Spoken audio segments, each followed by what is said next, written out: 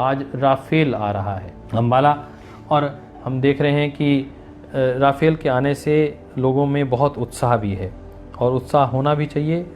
उत्साह की तो बात ही है, क्योंकि भारत विश्व की महाशक्ति बनने की ओर अग्रसर है।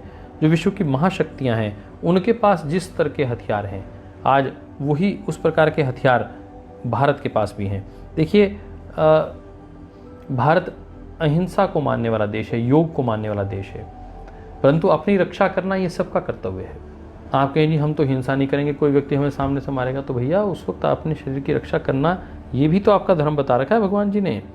तो अपने शरीर की रक्षा भी करनी है और उसका चिंतन भी करना है, उसके विषय में ध्यान भी रखना है। तो हम भारत सरकार का, माननीय मोदी जी का, यह जो उन्होंने संकल्प किया कि मुझे राफेल को लाना है, उनके विषय में दुनिया भर का दुष्प्रचार हुआ। ये व्यक्ति चोर है। मैंने देखा एक राजनीतिक दल ने पूरे के पूरे पिछले इलेक्शन के कैंपेन में राफेल की फ़ोटोएं दिखा के उनके चित्र बना कर मोदी जी को बदनाम करने की कोशिश की, परंतु वो व्यक्ति घबराया नहीं, डरा नहीं, सहमा नहीं, अपने राष्ट्रभक्ति पर अडिग रहा। ज़्यादा नहीं, उस वक्त 25-30% लोग भारत के उनके खिलाफ थे, परंतु 50 से 60% लोगों ने उनके हक में वोट दिया। इसलिए 25-30% लोग यदि आपके खिलाफ चल भी रहे हैं और 60% लोग आपके साथ खड़े भी हैं, तो भी आपको घबराने की आवश्यकता नहीं। आप अपने रास्ते पर चलते रहिए। और महर्षि दयानंद यूँ कहते थे कि सारी दुनिया यदि वैरी हो जाए, जग वैरी हो जाए, परंतु मैं यदि सत्य के साथ हूँ तो मुझे सत्य के साथ चलने में कोई रोक नहीं सकता, और मैं ईश्वर की आज्ञा से उस पर कार्य कर रहा हूँ। तो मुझे सबसे पहले ईश्वर की आज्ञा को ध्यान में रखना है। तो भारत सशक्त हो, आत्मनिर्भर हो, विश्व की महाशक्ति बने, इसके लिए विश्व को उच्च कोटि के मानकों के हथियार भी हमारे पास होने आवश्यक हैं। यद्यपि हम परमाणु शक्ति हैं, परंतु परमाणु शक्ति हथियारों को लेकर एक क्षण में 5000 किलोमीटर तक पहुंचना, अर्थात पूरी चीन हमारी रेंज में है और हर बड़ा देश हमारी रेंज में आ जाए, जो भी हमें आंख दिखा रहा है, ये बहुत आवश्यक था। अब चीन को समझ में आ गया है कि भारत कोई सामान्य चीज़ नहीं जिसको उठाया और मुंह में डाल लिया, जहां मर्जी आया कब्जा कर लिया। अब ये पहले का भारत नहीं है।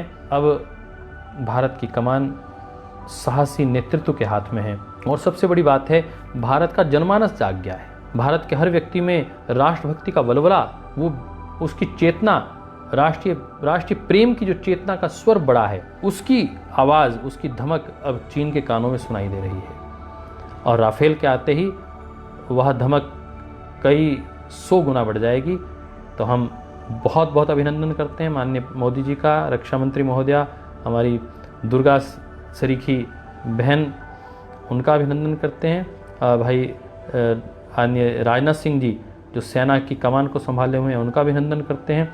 वित्त मंत्री के रूप में जिन्होंने इतने बड़े फंड को दिया, इसलिए वित्त मंत्री महोदया का भी बहुत अभिनंदन, क्योंकि दुर्गा लक्ष्मी की, सरस्वती स्वरूपा हमारी एक बहन जिम्मेदारी से इस कार्य को देख रही हैं।